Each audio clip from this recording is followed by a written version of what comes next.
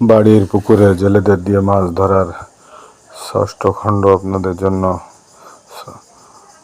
আজকে করে দিলাম, ভিডিও করে রাখলাম, এডিট করে রাখলাম। সবাই দেখবেন। অনেক মাছ বেঁধেছে, বড় প্রায় 7-8 কেজি সাইজের একটা ব্ল্যাক কাপ মাছও বেঁধেছে। পাঙ্গাসগুলো ছেড়ে দেওয়া হচ্ছে, ছোট ছোট সাইজ।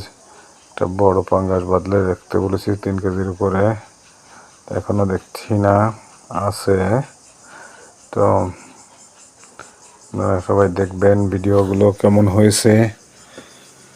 আমি চেষ্টা করছি ভালো করে করার, আমি তো প্রফেশনাল না, তাই অত ভালোভাবে হয়তো করতে পারিনি। তো আপনারা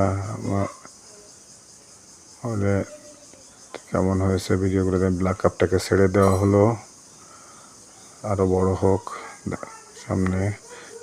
ভিডিও দেখে যদি পছন্দ হয় লাইক, কমেন্টস ও শেয়ার করে আমাকে দেখার সুযোগ করে দেবেন, এবং আমার সাথে থেকে বেশি বেশি লাইক, কমেন্টস ও শেয়ার করবেন।